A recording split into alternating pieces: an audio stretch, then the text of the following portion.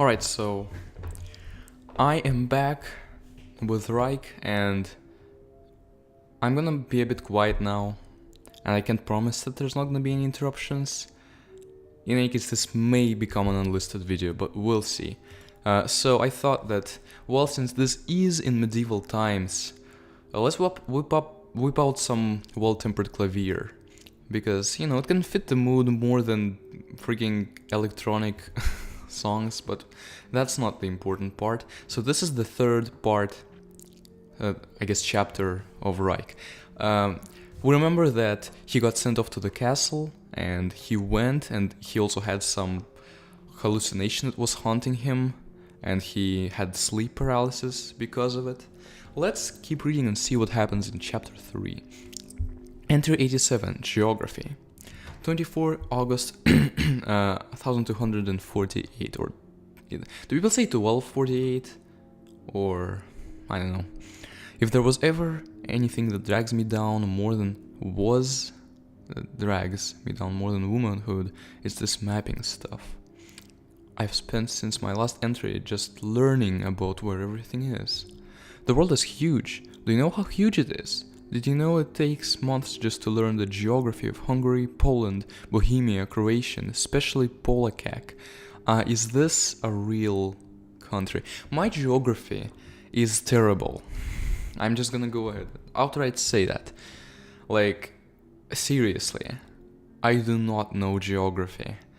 I know some basic things, and that's pretty much it. So if this is a real country, then I'm sorry, but it does not look like a real country. Maybe it was a country that existed back then, my history is terrible too, but I would definitely appreciate a touch of, like, including a country that existed back then, but not now. Maybe this is the fictional country that these events are going on as. Maybe it's not. I don't know. I don't know what country Sacrifice was in. I don't know why I'm asking my diary about that, but note to self, don't write all my thoughts down. I'm suspecting that Mother's reading these. She probably thinks that I'm a maniac with how much I ramble to myself, but this comforts me. All the other girls my age here. So this is a diary of some girl. Okay. We probably don't know her, because I don't think there were any girls in the story. There were, like, old women, like John's mother. I don't know, she's probably not old, but, like, Dolores, Goliath, people like that. Okay, all other girls my age here are caught up with their interest in men and becoming royalty someday. But honestly, I'd be much happier if it was just something more simple, like a caravan leader. Oh mother, I know you'll read this and come talk to me, but I've made up my mind. I'm not going to continue the family legacy. I just cannot. Life is what you make of it, right?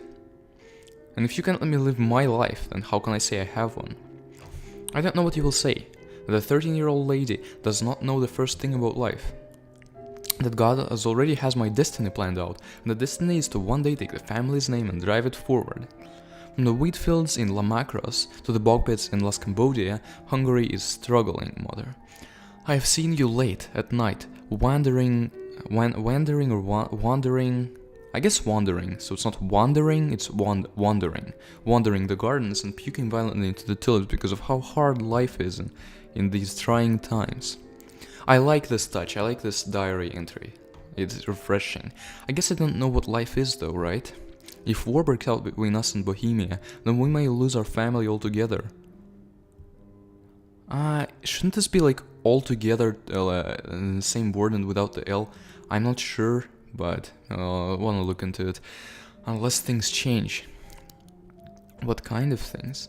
The land disputes, the peasant abuse, the ever-reaching tide of Satanism. We shouldn't even be... Is this the girl that, like, is gonna play a role in John... Well, she is definitely gonna play a role in John's story. But wasn't there some girl... When Shay told me some backstory about him.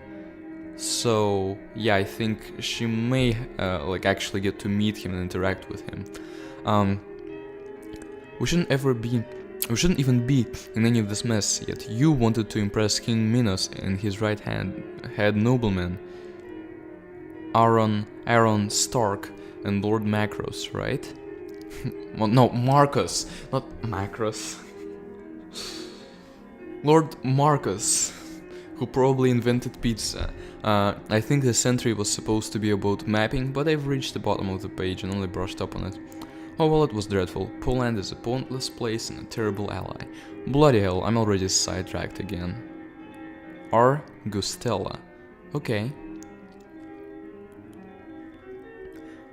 R can't stand for Rhyke because they're like John doesn't have a last name at this point. The beasts. I remember the day Todd arrived in the barn that I can no longer call home.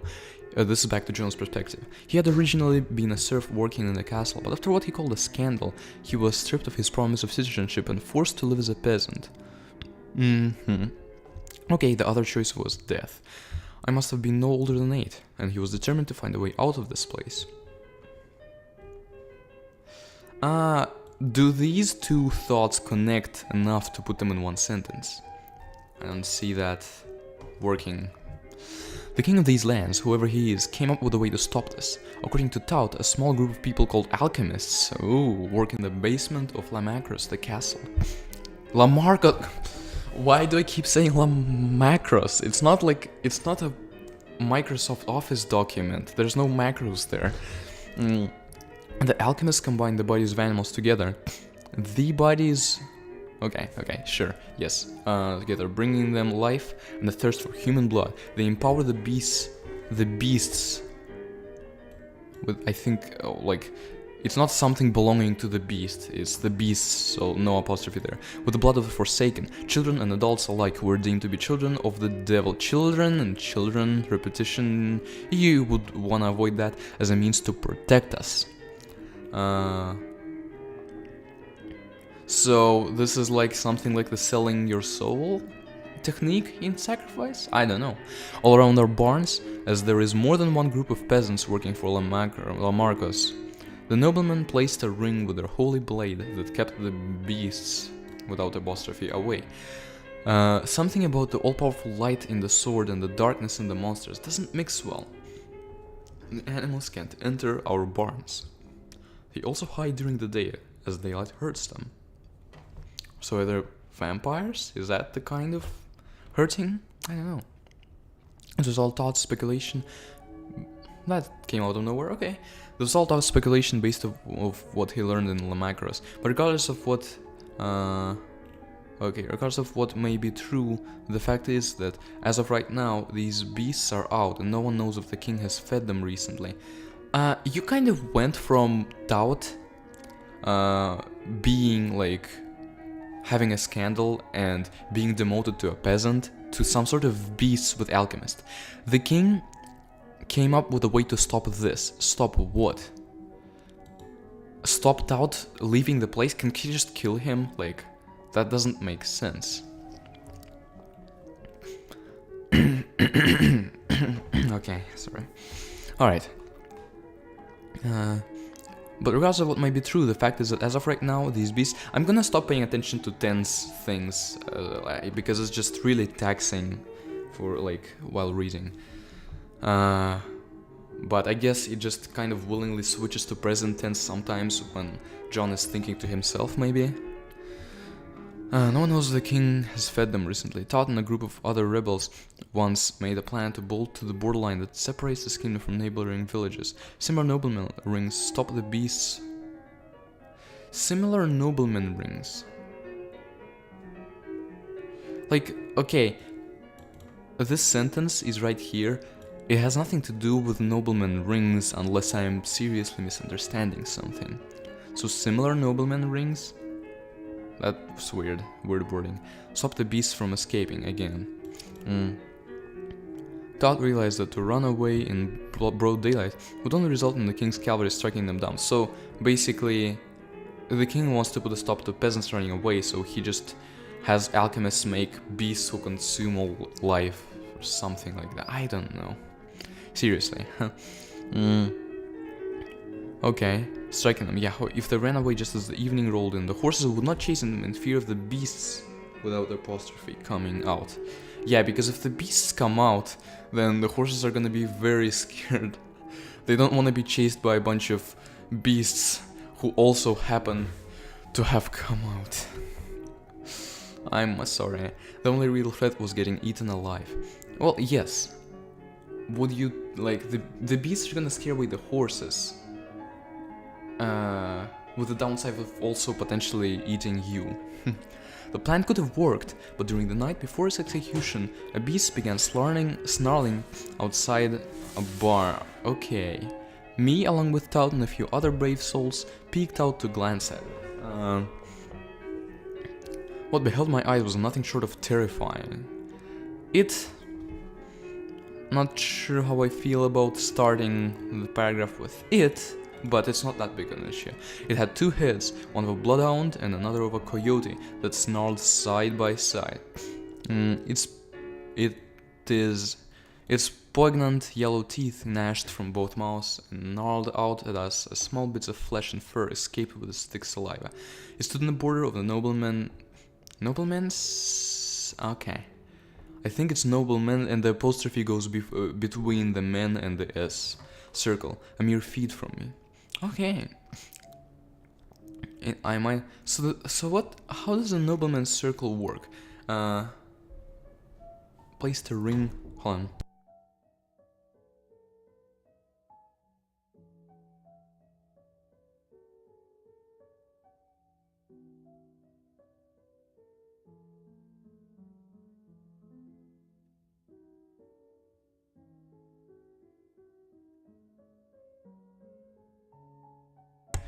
I'm back. Like seriously, whatever. I'll just keep reading.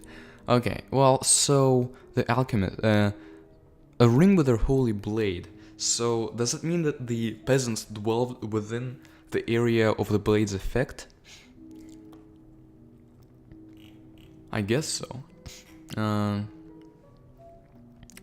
I might have been able to get over such a terrifying sight, but Todd had never planned to leave the barn during the night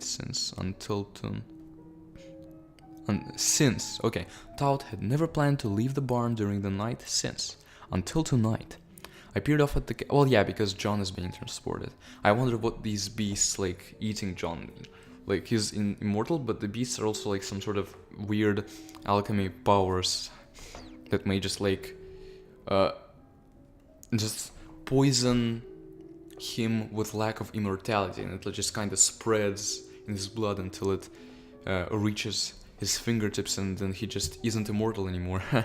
I don't know. I don't think John will get to experience that, but he might. It was lit by hundreds of torches that gave it a hollow, cold appearance.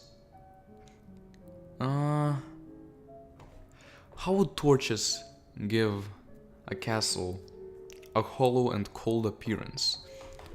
Because their light is warm, it's fire, right? How can they make something cold? Or is it like the torches were the only thing lighting the castle and they just weren't enough to obscure the castle's coldness? I don't know.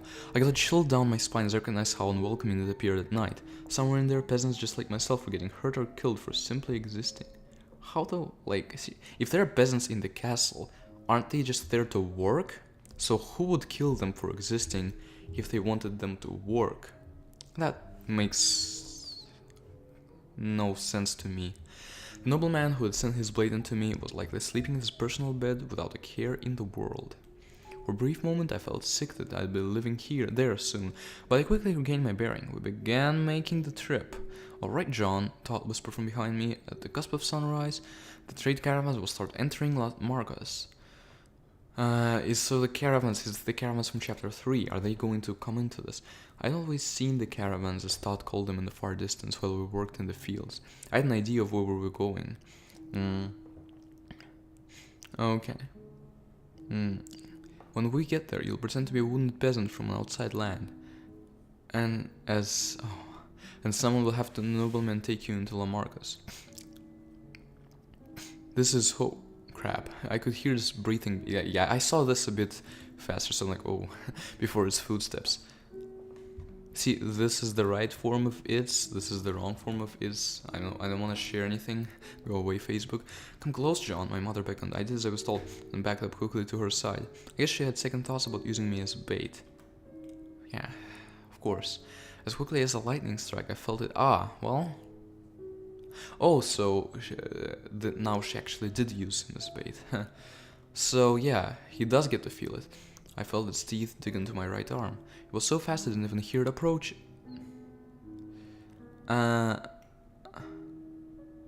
See, well, when you say I could hear its breathing before its footsteps, it kind of implies that you can hear its footsteps as well.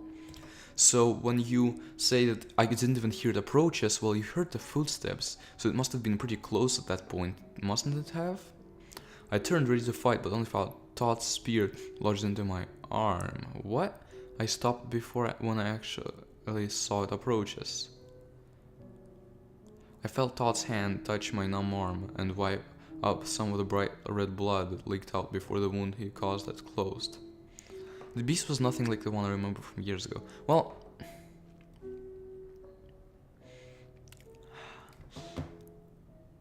so why did he do all of that? Like, seriously, why did he do all of that?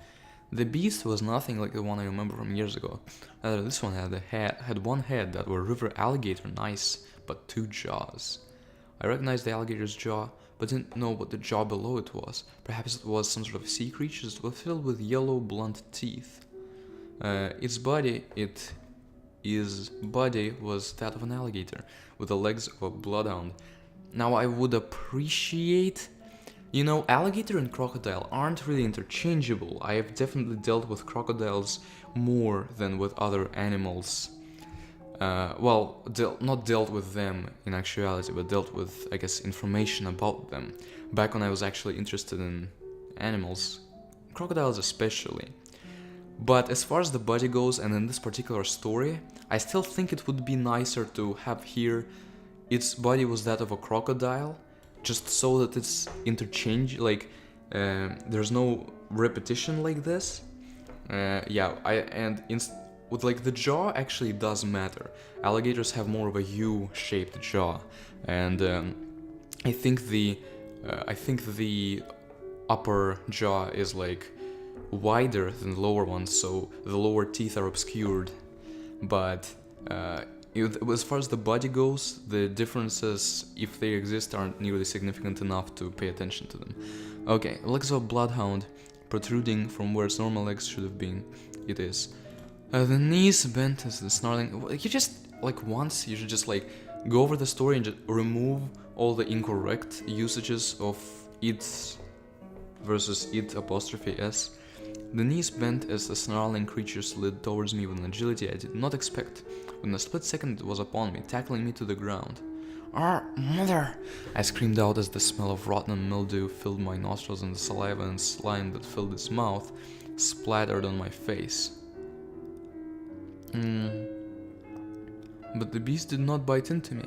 Instead I saw its head rear back and forth rapidly, as if it was examining me. I thought of shoving my thumbs into its eyes in a desperate panic, but fear kept me tethered to the ground, which is probably a good idea, because if it's not eating you, one way to make it eat you is to piss it off. Finally it looked up from me and Todd and Mother, who had also fallen to the ground by the beast's force just a few feet behind me. I arched my head back, following his gaze. Todd had wrapped his arms around Mother, the blood he took from me smeared over his face. At least I hoped it was my blood. Well, how could it not be? The alligator thing didn't attack them beforehand, so what else could it be? I felt the claws from the... Okay. I felt the claws from the bloodhound paws dig into my flesh as the creature slowly rolled its scary body over me. Scaly. Moving towards my family. Now, this is weird. So why did you have it not attack if then immediately it started attacking after that? It's a weird choice. I'm not exactly sure what its purpose is. Okay. No, I spat out as I wrapped my arms around its lower abdomen, trying to stop it from attacking them. It didn't even react to me doing so, and only began dragging me across the ground with it. I tried digging my heels into the dirt as it delivered, but its long tail kept slapping my legs. How though? How can its tail reach the underneath of its abdomen, I guess? Huh. Like a machine, its near-deafening Is the breathing like a machine? Like that of a machine, I'd say. Its near-deafening breathing filled my ears as I expected to hear Mother and Todd scream out in pain any second now. Tears began pouring down my face in both shock and fear. I tried digging my fingernails into its thick hide, but they wouldn't even indent it. I was truly powerless to stop this monster. Well, yeah, fingernails. You can't really pierce a crocodile hide with fingernails. Sorry. I let go, feeling its tail rub over my face before I rolled back over to my knees. Mother and Todd had slowly been backing up together as the beast slithered towards them. Slithered? Like, the way I imagine it right now, maybe it's my fault, but like, the way I imagine it, that John is underneath the beast and like, has some sort of a limb in the beast's mouth, and the beast is dragging him forward as the beast is moving forward. So if it's slithering, like it's on the ground, then where is John? I don't know. Okay, I did not pounce or even attempt to strike them, but continued to move closer. Well, if it was already close enough to be able to strike, that's a bit weird. Perhaps it wanted to examine them too? Well, why was it examining them? Well, really much without... I will just remove that and have, without much thinking, I lunged forward, jumping on top of the creature's alligator back and wrapping my arms around its neck. My intention was to suffocate it or at least buy my family time to run. It reacted instinctively and sunk its bottom jaw into my right forearm as I landed on top of it. I felt a tingling sensation that I assumed was pain run up on my arm and down my body. Okay. Is this sensation pain, or is it like that anti-immunity? It's not anti-immunity because, I mean anti-immortality, because John is still immortal. And he will be immortal years from now. Hundreds of years from now even. It's called centuries, lass. Okay.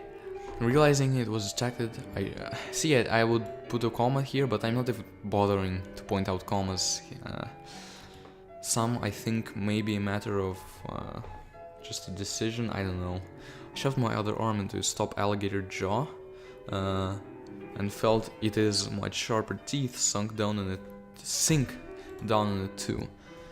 I figured if it was chewing on me, it wouldn't bite the two people in front of it. Run, I spat at Todd and Mother, who only sat a few feet in front of me. I felt the beast begin twitching violently as it spat my arms out. Yeah, I would say twitch violently, but it's whatever, your call. I tried shoving them back in instinctively, but it recoiled, trying to get away from my flesh.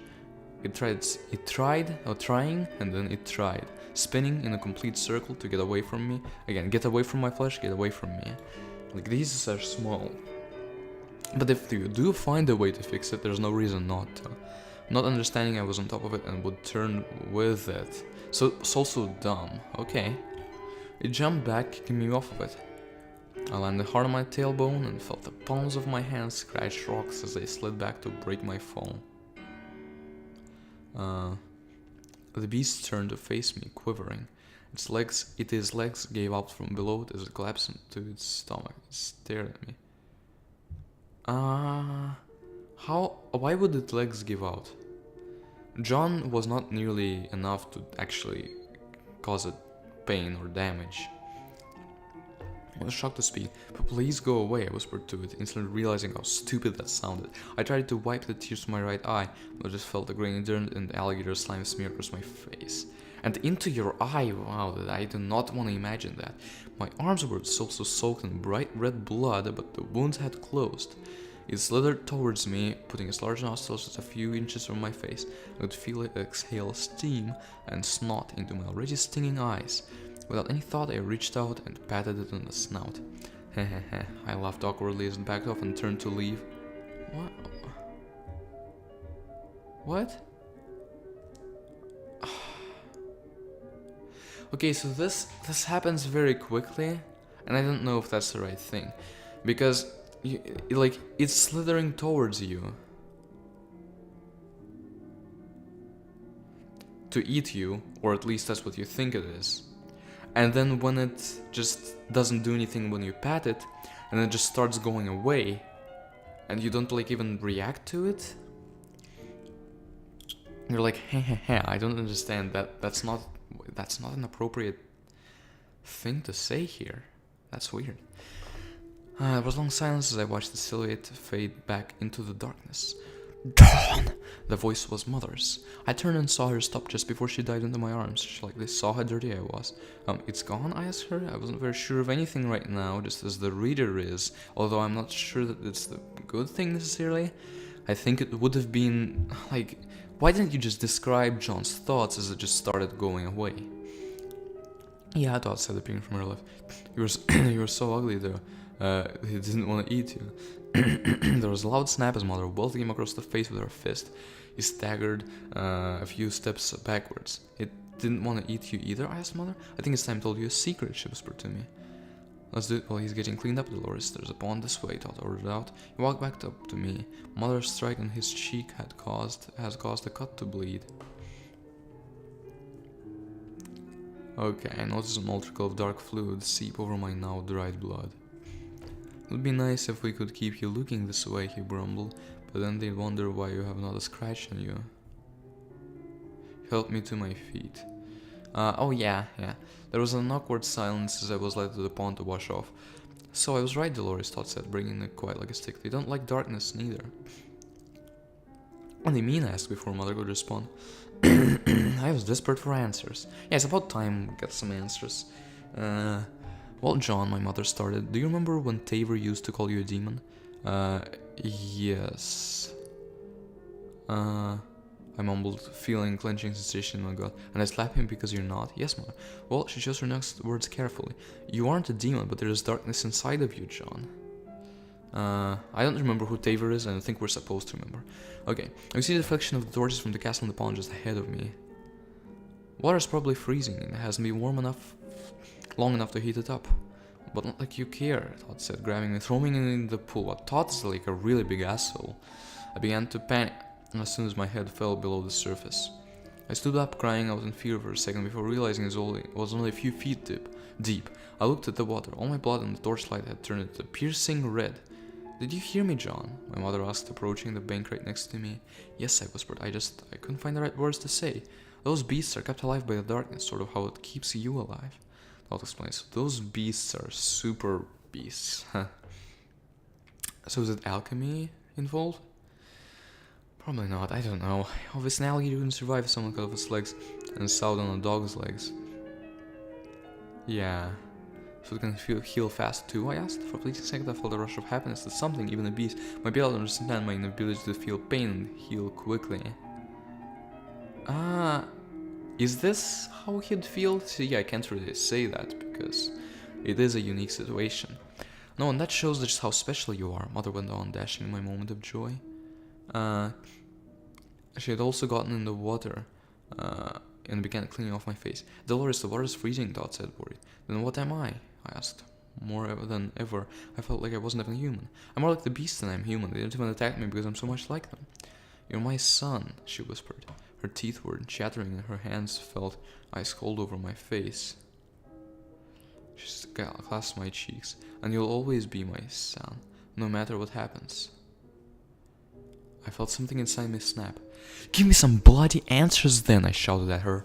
She took a step back in shock. All my life it's you're demon John or you're special John, and you've never even tried to tell me what any of this means. There's some things in the world that you need to figure out for yourself, boy, Todd shouted back at me. No one's gonna be able to help you understand you but you. At least give me something to work with, I asked desperately. I'm tired of thinking that I'm a beast, Mother, please. Tears poured down my mother's face as she slowly turned to face Todd. He nodded to her in some kind of approval. She gained her bearings. Okay, she said quickly. I made you this way. What do you mean? I instantly asked before she could change the subject. Before you were born, you were made to heal fast. It was all a part of my plan. What plan? I demanded desperately, feeling tears rush down my face too. Why? I don't think this is the part where for tears, like he's still trying to understand it, isn't he? She had turned her back to me and began muttering to herself. What her plan doesn't matter now, John, Todd said slowly. Coming to Mother's side. Girl, you are life. You are life, is what you wanted to be, just don't ever forget that. But please, Mother sobbed, don't let it happen again, John. Felt a familiar wave of shock shoot down my body. The dream. You did that, didn't you? I asked. You're making me have it. No, she said slowly. Daybreak is in half an hour, Dad shot in. We either go now or we all die by the hand of Lamacros. Lamarck, oh my goodness! I'm not gonna stop mispronouncing that. And at that moment I found myself even more confused than I've ever been before. It's chapter 4, we don't have answers yet. So like, we know that John... apparently John's mother had control over the way he'd be. Probably some soul selling was involved. I don't know. Entry 88, Bloodlines. 27 August 1248. Nobleman Hansdale asked me to make a summary of Bloodlines and the history behind them. I figured I could just write it in here, since my personal thoughts are public knowledge anyways. A long time ago there was a creature by the name of Satan, or as the Bible calls him, the devil. He ravaged the world when a follower of his managed to use enough human suffering to create the darkness necessary to open the rift between our world and hell. He was not physical, but rather a representation of what us humans fear the most. Satan never once destroyed anything, but the mania he would instill into us weak-minded mortals caused entire cities to burn loudly, only for to rest as silent ashes on the barren soil. He is real, but only a figment of our imaginations. Some philosophers speculated that he was one with us, as God is, and he exists because we do. Therefore, we're all partially evil. I find it ironic that the kingdom reacted in perhaps the most evil way possible, killing those who spoke such lies and burning their villages to the ground. I'd comment more, but I think holding my tongue is wise. Yeah, because if you are, like, think about it, like, ponder that maybe they were wrong killing those people, they'll kill you too, huh? However, creatures consumed by the darkness were different. They had ungodly willpower, never growing tired or weak. They were the perfect killing machines for the devil's design. And that's where the superpowers apparently are from. It makes me wonder too. I guess that's supposed to be 2 with 2 O's, I think. Although I'm not sure. Yeah, because it makes me wonder too, that just doesn't work. It makes me wonder too, just how imaginary he really is.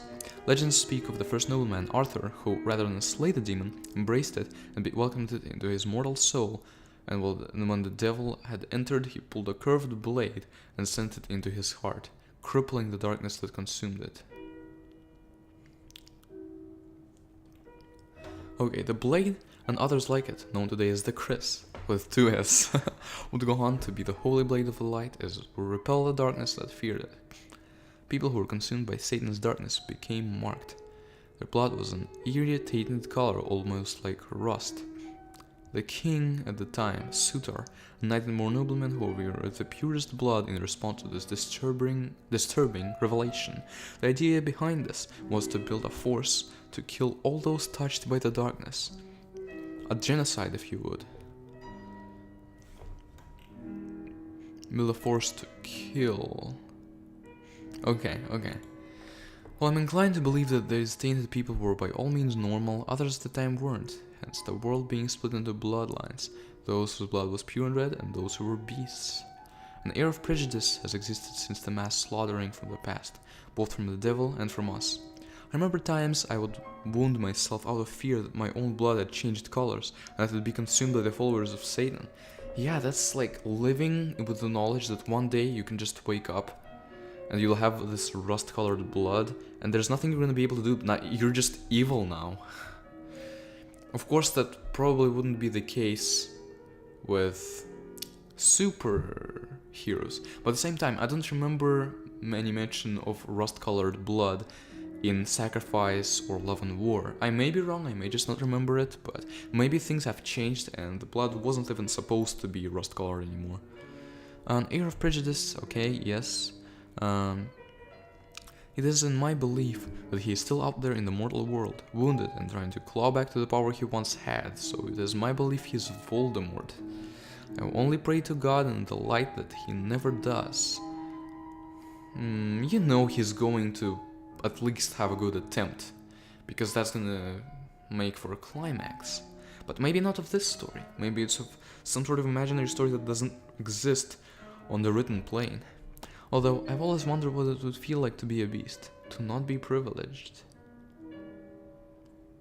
Alright, this is where we'll end up for now. And things that I've said, like about not having enough knowledge to really comment on things, it's still kind of true now. But we're starting to figure things out, and we know that this beast mechanic, this darkness that consumes people, is gonna play a role. And so it seems that John has a special amount of darkness inside him. Either it's different from the other people consumed by darkness, or they just all die and he doesn't, because he's immortal, and that is how he goes on to make superheroes, or quote-unquote superheroes. But that is gonna do it for now. Hope you enjoyed. If you even watched this, or didn't just skip to the end, I don't know. I don't think most people would find this video worth even skipping to the end. But I hope those who did watch it have enjoyed it, and are looking forward, just as like I am, to finding out what happens next and how things can be better explained. Although I still do want him to just get to the castle already. But yeah, that is gonna do it for now, and see you in the next one. Goodbye.